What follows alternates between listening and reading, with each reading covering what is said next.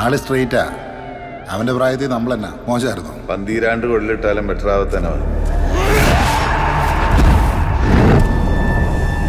ഇന്ന് ചേപ്പനന്തോട്ട കേസ് പറഞ്ഞൂടെ? സാറേ,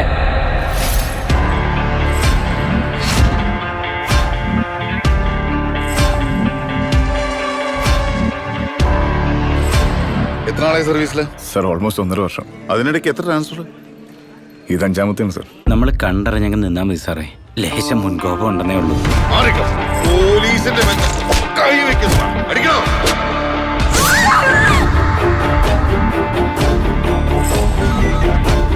കൊലപാതകശ്രമം ആട്ടോ സാറേ. എന്റെ കൈപ്പാങ്ങനെ കിട്ടിയാൽ ഞാൻ തീർക്കും സാർ. സാറേ, അവനെ കാർത്തിക് സാർ പറഞ്ഞു വിട്ടു. പഠിച്ച കള്ളന്മാരാ സാറേ.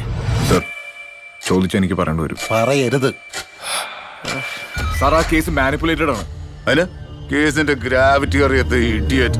സർ കുറച്ചും കൂടെ മര്യാദയ്ക്ക് സംസാരിക്കണം. ഇല്ലെങ്കിൽ എന്ത് ചെയ്യടാ? നീ എന്ത് ചെയ്യടാ? രണ്ടും ഒരേ ഇനവാ, ക്രിമിനൽസ്. പറ്റിപ്പോയതാ സാറേ, എനിക്കൊരു ജീവിതമില്ല സാർ.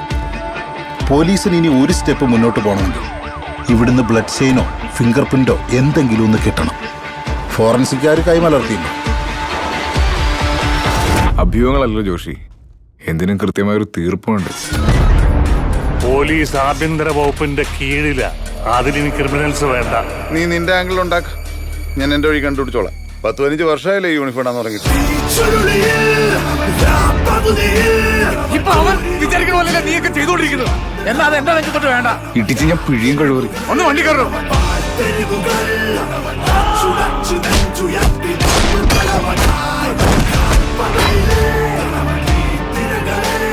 ഞാനാണ് ഈ സ്റ്റേഷനിൽ എത്തിച്ചോ.